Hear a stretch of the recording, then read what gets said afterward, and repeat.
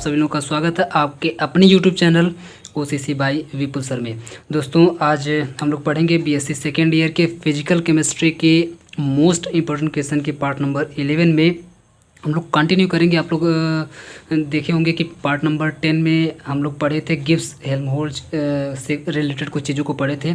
Gibbs free energy और Helmholtz free energy का introduction एक तरीके से कर लीजिए कि हम लोग पार्ट नंबर 10 में ले चुके हैं, जिसके बारे में डिटेल में आज हम लोग उसका जो इक्वेशन होता है उसको हम लोग डिटेल में उसका डेरिवेशन करेंगे इस पार्ट में, पार्ट नंबर 11 में। जैसा कि हम आपको बोले थे कि 1 से 2 पार्ट में, 2 से 3 पार्ट में इसको हम आपको करवाने वाले हैं, तो वो आपका टाइम आ गया है करवाने का, वो आज हम लोग इसमें पढ़ेंगे। तो जो लोग अभी तक इंट्रोडक्शन वाला वीडियो नहीं देखे हैं, प्लीज़ मेरी रिक्वेस्ट है आप सभी लोगों से कि प्लीज़ आप लोग जा कर के उस वीडियो को ज़रूर देख लीजिए, क्योंकि बिना उसके आपको आगे की ये 2 वीडियो आपको समझ में नहीं आएंगे। एक तो ये वाला वीडियो, अभी एक और वीडियो इसी पर बनेगा, क्योंकि आज ही ये टॉपिक पूरी तरह से कंप्लीट नहीं हो पाएगा, एक वीडियो और इस पर बनाना पड़ेगा। तो ये 2-3 वीडियो अगर आप लोग लगातार नहीं देखेंगे, शुरू से लेकर के नहीं देखेंगे, तो आपको समझ में ठीक से नहीं आएगा। तो प्लीज़ मेरी रिक्वेस्ट रहेगी कि आप लोग गिब्स फ्री एनर्जी वाला जितना भी वीडियो है सभी को एक लाइन से ठीक से देखें, तभी आपको समझ में आएगा। फिलहाल के लिए आज का क्वेश्चन हम लोग देखते हैं कि किस तरीके से आपके एग्जाम में पूछा हुआ क्वेश्चन है गिब्स फ्री एनर्जी से।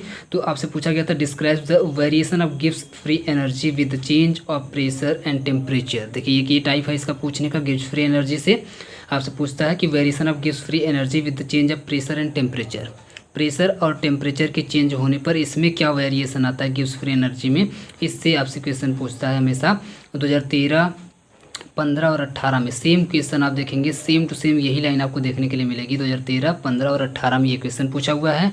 साथ में अगर आप लोग देखेंगे तो describe Gibbs phase rule and discuss its application to PB into AG system. देखिए एक ये जो क्वेश्चन है ना 2016 में पूछा हुआ है, पता नहीं कहाँ से उठा कर के बहुत ही अलग तरह का क्वेश्चन पूछ दिया, जो कि आप देखेंगे कहीं नहीं आपको देखने के लिए मिलेगा। हालांकि इसको अभी के लिए हम भी छोड़ेंगे, बाद में इसको फिर टाइम मिला तो कभी हम करवा देंगे। गिब्स फेज रूल पूछा हुआ है और साथ में इसका application PV into AG system पर पूछा हुआ है। 2016 में सिर्फ एक बार एक ऐसा क्वेश्चन बनाया गया, थोड़ा सा टफ आप बोल सकते बनाया गया है, लेकिन कोई बात नहीं, इसको हम लास्ट में आपको करवा देंगे। फिलहाल के लिए इस क्वेश्चन को भी हम छोड़ रहे हैं। 2016 में क्वेश्चन पूछा हुआ है। साथ में आपसे पूछा हुआ एक last question Gibbs Helmholtz equation section C में 7.5 नंबर में पूछा गया है। ये सेक्शन बी में 5 नंबर में, भी सेक्शन बी में 5 नंबर में क्वेश्चन ये भी बनता है। तो सब के सब लॉन्ग में क्वेश्चन से यहाँ से बनाए जाते हैं। पिछले वीडियो में इसका पूरा इंट्रोडक्शन हम आपको दे चुके हैं, डिटेल में आपको हम बता चुके हैं। गिब्स हेल्महोल्ट्ज इक्वेशन की बात करें तो ये देखिए सेक्शन सी यानी कि 7.5 नंबर में आपसे इसका डेरिवेशन पूछता है, और इसलिए क्योंकि बहुत लंबा चौड़ा इसका डेरिवेशन है, लगभग 2 से 3 पेज में जाता है, 3 पेज कम से कम जाएगा, इसलिए इसको पूरा डिटेल में सी वाले सेक्शन में 7.5 नंबर में पूछता है आपसे। ये भी देखेंगे आप तो 2014 और 2017 में आपसे क्वेश्चन पूछा गया है। अब आप लोग खुद देख लीजिए कि किस किस ईयर में 2013 हो गया, 14 हो गया, इसके बाद 15 हो गया, 16 हो गया, 17 हो गया, और इसके बाद ये देखिए 18 हो गया। मतलब कोई ऐसा ईयर नहीं जिसमें गिब्स फ्री एनर्जी से क्वेश्चन ना पूछा गया हो। और सब के सब आप देख पा रहे हैं कि सब के सब लॉन्ग क्वेश्चन पूछे गए हैं। और कल हम बताए थे कि शॉर्ट क्वेश्चन भी एक आध बार पूछा गया है। किस तरीके से पूछा गया, 2015 में ही शॉर्ट क्वेश्चन भी पूछा हुआ था, तो किस तरीके से पूछा हुआ था हम आपको दिखाए हुए थे, करवाए हुए भी थे। तो शॉर्ट में पूछे या लॉन्ग में पूछे दोनों हम करवा दे रहे हैं। और ये बहुत ज़्यादा इंपॉर्टेंट टॉपिक है, क्योंकि हर साल कुछ ना कुछ यहाँ से ज़रूर आता है, 1-2 क्वेश्चन यहाँ से ज़रूर बनते हैं। तो प्लीज़ आप लोग ध्यान से इसको पढ़िएगा, ताकि आपको 5 से 7.5 नंबर इस वीडियो से फिक्स हो जाए। ठीक है, इस वीडियो से ही नहीं, आगे एक और भी वीडियो बनेगा, टोटल 3 वीडियो से आपका पूरा का पूरा कुछ भी पूछे यहाँ से इसी में से आपको मिल जाएगा। ठीक है, तो फिलहाल के लिए सबसे पहले क्वेश्चन का आंसर लेने चलते हैं, जो आपका वेरिएशन वाला पूछा हुआ है। Describe the variation of Gibbs free energy with the change of pressure and temperature. इसके बेसिस पर इसको हम लोग पढ़ने की कोशिश करते हैं। देखिए इस क्वेश्चन को करने के लिए आपको पहले से कुछ रिलेशन आपको याद होने चाहिए, कुछ इक्वेशंस आपको याद होने चाहिए, और वो सभी के सभी इक्वेशंस हम पिछले वीडियोज़ में, अगर हम लोग फिजिकल केमिस्ट्री शुरू से पढ़ रहे हैं तो उन सभी वीडियोज़ में हम आपको करवाते हुए आ रहे हैं। तो वो सब के सब इक्वेशन आपको पहले से करवा दिए गए हैं, तो वहाँ से आपको याद होने चाहिए। बिना याद हुए आप लोग यहाँ पर नहीं कर पाएंगे, ये मेरी गारंटी है। तो याद होना ही चाहिए, कुछ रिलेशन आपको पता होनी चाहिए।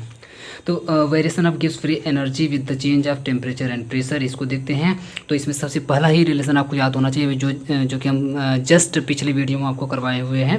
From the definition of G, capital G का मतलब गिब्स फ्री एनर्जी। तो गिब्स फ्री एनर्जी की डेफिनेशन जब हम आपको पढ़ा रहे थे तो उस टाइम हम आपको बताए थे कि capital G equal to H minus T S होता है। एच माइनस टी एस यानी कि एंथैल्पी में से हम लोग T S temperature into entropy को सब्ट्रैक्ट कर देते हैं तो कैपिटल जी हमको मिल जाता है। पूरा डिटेल में इसके बारे में हम डिस्कस किए हुए हैं पिछले वीडियो में, जो लोग नहीं पढ़े तो वहाँ से जा करके पढ़ लें। क्वेश्चन नंबर फर्स्ट इसको मान लेंगे, वेयर एच इक्वल टू, आप जानते देखिए एच यानी कि एंथैल्पी। अब यहाँ पर आपको देखिए जी इक्वल टू आप लिख लिए हैं एच माइनस टी एस, तो आपको एंथैल्पी, एच मीन्स क्या होता है एंथैल्पी। तो एंथैल्पी की भी डेफिनेशन हम आपको पढ़ा चुके हैं, एंथैल्पी का फॉर्मूला आपको हम पढ़ा चुके हैं, एंथैल्पी का इक्वेशन, ये वाला इक्वेशन जो है इसको हम आपको पढ़ा चुके हैं एंथैल्पी वाले वीडियो में। तो एंथैल्पी वाला वीडियो आप लोग खोल करके देखिए, उसमें आपको पढ़ाए हुए हैं कि enthalpy equal to E plus P V होता है। क्या होता है? ई प्लस पी वी होता है। ये बात हम आपको पहले ही पढ़ा चुके हैं। तो जब H equal to E plus P V होता है तो इसी वैल्यू को उठा करके इसमें पुट कर दीजिए, इक्वेशन नंबर फर्स्ट में पुट कर दीजिए तो क्या मिल जाएगा आपको जी इक्वल टू एच की जगह पे जब रखेंगे ई प्लस पी वी और माइनस में टी एस, इक्वेशन नंबर 2। यहीं से आप स्टार्ट करेंगे। तो गिव्स फ्री एनर्जी की डिफिनीशन से एच माइनस टी एस और एच की डिफिनीशन से ई प्लस पी वी, तो ई प्लस पी वी को उठा करके यहाँ पे पुट कर देंगे तो G equal to E plus P V minus T S, equation number 2 आपको मिल जाएगा। और जो ही इक्वेशन नंबर 2 यहाँ से मिलेगा तुरंत इसका कर दीजिए on complete differentiation, complete differentiation कर दीजिए। और जब कंप्लीट डिफ्रेंसिएशन कर देंगे तो कंप्लीट डिफ्रेंसिएशन का मतलब होता है कि जितने भी टर्म दिखाई दे रहे हैं सबको आपको डिफ्रेंशिएट करना है। कैसे हम आपको करके दिखाते हैं। इसको जब आप डिफ्रेंशिएट करेंगे तो लिखेंगे डेल जी इक्वल टू में यहाँ पे आप ई को डिफ्रेंशिएट करेंगे तो लिखेंगे डेल ई। फिर आप देख पा रहे हैं कि पी वी है ना, पी वी है ना, तो पी वी को कैसे डिफ्रेंशिएट करेंगे देखिए, एक बार पी को कांस्टेंट रखेंगे, वी को डिफ्रेंशिएट करेंगे, देखिए पी डेल वी। फिर दोबारा से करेंगे हम लोग, वी को कांस्टेंट रखेंगे, पी को डिफ्रेंशिएट करेंगे, ये देखिए वी डेल पी। ठीक है, तो जब भी इस तरह से आपको दो चीज़ मिल जाए ना तो आपको कैसे डिफ्रेंशिएट करना है, पहले एक को कांस्टेंट रख के दूसरे को करना है, फिर दूसरे को कांस्टेंट रख के पहले को करना है। ऐसा नहीं कि यहाँ पे डेल लगा डेल पी वी कर दीजिए तो आपका गलत हो जाएगा। वो आपका सिर्फ ये होगा कि आपका पी डिफ्रेंशिएट हो रहा है, वी डिफ्रेंशिएट नहीं हो रहा है। ठीक है, तो इस तरीके से आपको करना है, पी डेल वी और वी डेल पी आपको यहाँ पे इस तरीके से डिफ्रेंशिएट कर देना है। फिर वही बात, फिर यहाँ से माइनस लगाएंगे, माइनस और माइनस लगाने के बाद सेम वैसे इसमें भी एक बार टी को कांस्टेंट रख के एस को डिफ्रेंशिएट कर दीजिए टी डेल एस, और एक बार एस को कांस्टेंट रख के टी को डिफ्रेंशिएट कर दीजिए एस डेल टी। तो ये देखिए हो जाएगा माइनस टी डेल एस और फिर से माइनस एस डेल टी आपका हो जाएगा। इसको बोलते हैं कंप्लीट डिफ्रेंशिएशन, इसका बोलते हैं कि इस इक्वेशन का कंप्लीट डिफ्रेंशिएशन किया जा चुका है। एक दो बार आप लोग अपने खुद से लिख करके डेरिवेशन इसका करेंगे ना, मेरी गारंटी है कि आपको आ जाएगा, एकदम बिल्कुल दिमाग पे चढ़ जाएगा, उतरेगा ही नहीं। बस 2 बार 3 बार आप लोग खुद से इसको ट्राई करिएगा लिख करके डेरिवेट करने की, आपको आराम से आ जाएगा। ठीक है, तो इसका कंप्लीट डिफरेंशिएशन जो ही हम लोग करेंगे इसके बाद यहीं पर रोक देंगे। अब इसमें से कुछ चीज़ों की वैल्यूज निकालेंगे। कैसे वैल्यू निकालेंगे देखिए, फ्रॉम द सेकेंड लॉ से अगर आप सेकेंड लॉ क्या होता है, सेकेंड लॉ से हम लोग कौन कौन सा रिलेशन फाइंड करते हैं, ये भी बात हम आपको पिछले कुछ वीडियोज में बता चुके हैं, तो आपको पता होना चाहिए। सेकेंड लॉ अगर आप लोग देखेंगे तो एंट्रोपी के लिए होता है। एंट्रोपी मीन्स हम आपको दिखाते हैं अभी, ये देखिए del S equal to del Q upon में टी होता है। इसको हम एंट्रोपी वाले वीडियो में भी करवाए हुए। एंट्रोपी वाले वीडियो में हम आपको ये रिलेशन पहले से ही बता चुके हैं कि डेल एस इक्वल टू में डेल क्यू अपॉन में टी होता है। ये बात हम आपको पहले ही पढ़ा चुके हैं एंट्रोपी वाले वीडियो में भी, और थर्मोडायनेमिक्स सेकेंड लॉ में जब आप लोग पढ़ेंगे उसमें भी ये मिल जाता है, उसको भी हम पढ़ा चुके हैं। ठीक है, तो आप लोग जाकर के प्लीज़ उसे पढ़िएगा। अब देखिए, जब आप जानते हैं कि डेल एस इक्वल टू में डेल क्यू अपॉन में टी होता है, तो टी को अगर आप लोग इस साइड लेकर के जाएं तो क्या होगा, क्या हो जाएगा, टी डेल एस हो जाएगा। देखिए टी डेल एस जो हो जाएगा और इक्वल टू में डेल क्यू हो जाएगा, इक्वल टू में यहाँ पर डेल क्यू हो जाएगा। और फिर से एक रिलेशन और हम आपको पहले ही पढ़ा चुके हैं, डेल क्यू वाला भी हम आपको रिलेशन पहले ही पढ़ा चुके हैं कि डेल क्यू जो होता है वो आपका टी डेल एस के इक्वल होता है। ये जो टी डेल एस है, T del S equal to del Q होता है, और डेल क्यू की जो वैल्यू होती है वो del E plus P del V होती है। देखिए टी डेल एस अभी आपको निकल करके T del S equal to में क्या, डेल क्यू।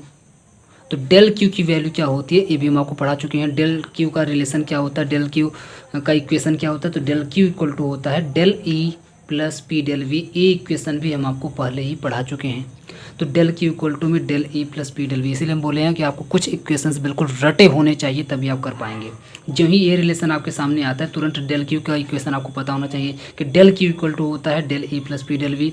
तो बस हो गया, T del S equal to del Q, देखिए T del S equal to del Q equal to में ये del E plus P del V. अब इसी वैल्यू को, अब ये जो वैल्यू आई है इसका मतलब हुआ कि T del S equal to में del E plus P del V दिया हुआ है, तो इसी वैल्यू को उठा करके टी डेल एस की जगह पे पुट कर देंगे इन इक्वेशन नंबर 2 लेकर के चलते हैं हम आपको इक्वेशन नंबर 2 में। ये देखिए आपका ये इक्वेशन नंबर 2 था। इक्वेशन नंबर 2 को जब हम लोग डिफ्रेंशिएट किए थे तो ये मिला था, इसमें आपको पुट करना है। ये जो डिफ्रेंशिएट किया गया है इसको इसमें आपको पुट करना है। इसको भी आप लोग इक्वेशन नंबर 2 ही बना लीजिएगा क्योंकि इसी में हम लोग वैल्यू को पुट करने जा रहे हैं, ठीक है।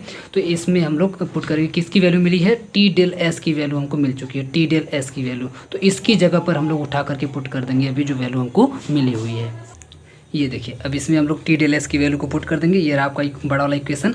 इसमें del G equal to del E plus P del V plus V del P, यहाँ तक आपका था। और यहाँ पर आपका लिखा हुआ था यही टी डेल एस लिखा हुआ था, अभी हम आपको दिखाए हैं।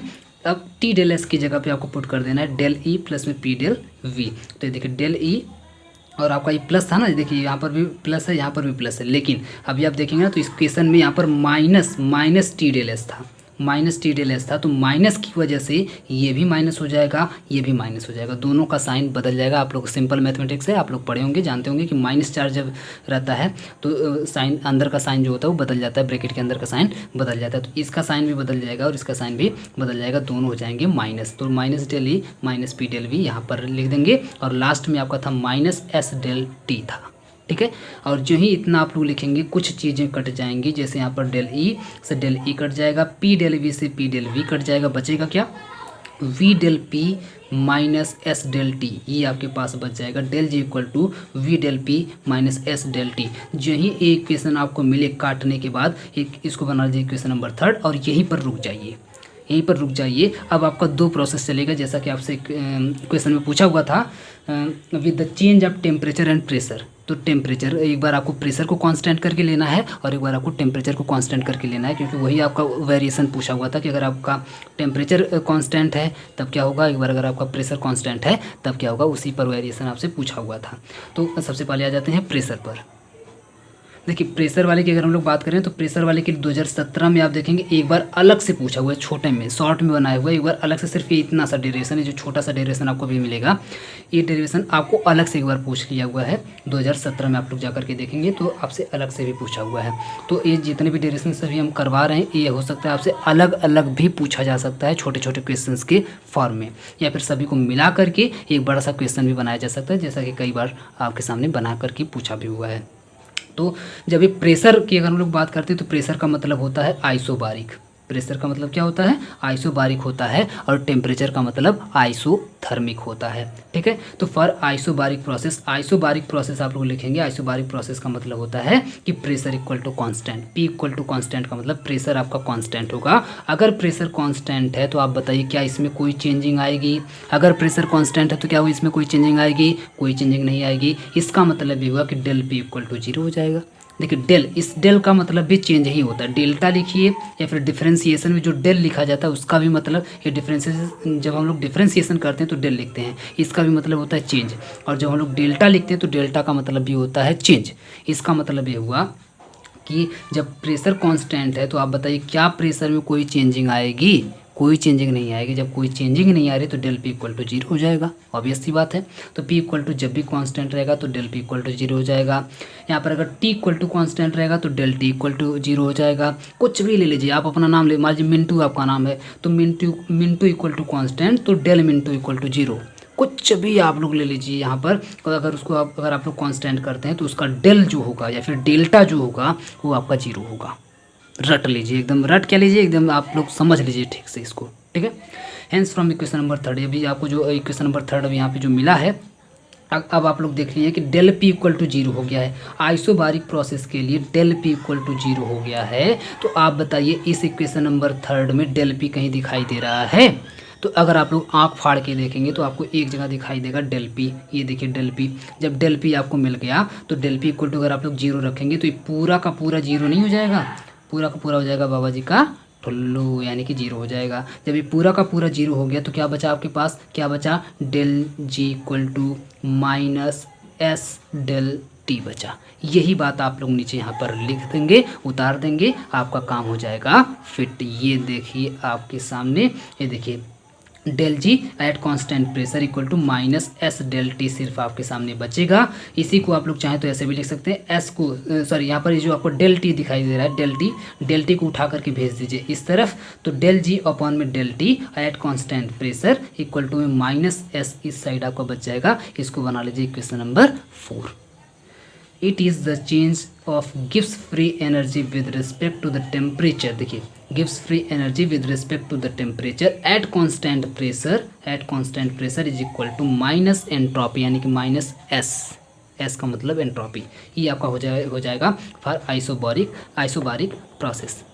प्रोसेस के लिए ये आपका इक्वेशन बन जाएगा। ये आपसे अलग से पूछा गया है एक बार, ठीक है। वैसे ही अब आ जाते हैं आइसोथर्मिक प्रोसेस के लिए, यानी कि जब टेम्परेचर को हम लोग कांस्टेंट करेंगे तब क्या होगा। ये देखिए फॉर आइसोथर्मिक प्रोसेस का मतलब वही बात, थर्मिक लग गया मतलब टेम्परेचर की बात हो रही है। जब आइसोबारिक लगा होता है तो प्रेशर की बात होती है। तो टेम्परेचर इक्वल टू कांस्टेंट, तो फिर से अब हमको समझाना ना पड़े, डेल टी इक्वल टू क्या हो जाएगा, जीरो हो जाएगा। टेम्परेचर इक्वल टू कांस्टेंट है, टी इक्वल टू कांस्टेंट है, इसका मतलब del T equal to zero हो जाएगा। जब del T equal to zero हो गया तो अब आप फिर से इक्वेशन नंबर 3 में फिर से जाइए, और इक्वेशन नंबर 3 में जाकर के जब आप लोग देखेंगे, मैं आपको दिखा देता हूँ। ये देखिए इक्वेशन नंबर 3 ही रहा आपका। अब इस इक्वेशन नंबर 3 में फिर से आपको डेल टी कहीं दिखाई दे रहा है क्या, डेल टी आपको कहीं दिखाई दे रहा है, तो बिल्कुल आपको दिखाई देगा अगर आप लोग ठीक से देखेंगे। ये रहा आपका डेल टी, ये रहा आपका डेल टी। अब अगर डेल टी की जगह पे अगर आप लोग जीरो रख देते हैं, डेल टी की जगह पे अगर आप लोग जीरो रख देते हैं तो ये पूरा का पूरा जीरो नहीं हो जाएगा, ये पूरा का पूरा हो जाएगा जीरो, और आपके सामने बचेगा क्या, आपके पास क्या आ जाएगा, डेल जी इक्वल टू में वी डेल पी आ जाएगा। क्या आ जाएगा, डेल जी इक्वल टू में वी डेल पी आ जाएगा। और जब आप डेल पी को इस साइड भेज देंगे तो क्या हो जाएगा, डेल जी अपॉन में del P at constant temperature equal to में आपका वी हो जाएगा। सेम यही बात आपको लिख देनी है। ये देखिए del G at constant temperature equal to में वी डेल पी आपका बचेगा, और डेल पी को जब आप इस साइड भेज देंगे तो ये देखिए डेल जी अपॉन में डेल पी एट कांस्टेंट यहाँ पे टेम्परेचर इक्वल टू में वी, इक्वेशन नंबर 5 आपका हो गया। ये हो गया फॉर आइसोथर्मिक प्रोसेस के लिए। It is the change of गिव्स free energy with respect to the pressure and at constant temperature, with respect to the pressure at constant temperature is equal to, आप बोल सकते हैं वॉल्यूम होता है यानी कि वी होता है। क्लियर है। तो ये आपका वेरिएशन वाला आंसर यहाँ तक अप्रॉक्सीमेटली आपका हो जाता है, ख़त्म हो जाता है। ये आपसे पूछा हुआ था 5 नंबर में। इतना डेरिवेशन आपको 3 डेरिवेशन आपको करना पड़ेगा, इसके बाद आपको 5 नंबर यहाँ से मिल जाएगा। वेरिएशन वाले क्वेश्चन का आंसर आपको यहाँ से मिल चुका है। अब यहाँ पर आपसे 3 तरह से क्वेश्चन बनाया हुआ था। एक तो आपका ये वेरिएशन वाला बनाया हुआ था, दूसरा आपसे ये जो पी बी इंटू ए जी वाला बनाया हुआ था, तो इसको हम बाद में कभी करवाएंगे, और तीसरा आपसे गिब्स हेल्महोल्ट्ज़ इक्वेशन बनाया हुआ था। तो अभी हम लोग इस वाले को ख़त्म कर चुके हैं, इसको हम लोग बाद में देखेंगे। तो सिर्फ एक आपका और टाइप बचता है गिब्स हेल्महोल्ट्ज़ इक्वेशन, जिसको हम लोग नेक्स्ट वीडियो में डिस्कस करेंगे, क्योंकि उसको भी इसी में डिस्कस करेंगे तो बहुत लंबा वीडियो बन जाएगा, और इसको हम चाहते हैं कि अलग एक वीडियो में डिस्कस किया जाए ठीक तरीके से, क्योंकि पूरा बहुत लंबा चौड़ा एक डेरिवेशन है। ठीक है, लेकिन उम्मीद करते हैं कि ये वाला जो आपका वीडियो था ठीक तरीके से आपको समझ में आया होगा। अब आप लोग ये पूरा डेरिवेशन ठीक से कर ले जाएंगे। 1-2 बार आप लोग लिख करके अपने से प्रैक्टिस करिएगा। मुझे पूरा उम्मीद है कि आप लोग खुद से बड़े आराम से कर ले जाएंगे। अगर आपको वीडियो पसंद है तो प्लीज़ वीडियो को लाइक करिए, अपने सभी क्लासमेट्स में शेयर करिए, और पूरा वीडियो देखने के लिए आप सभी लोगों का बहुत बहुत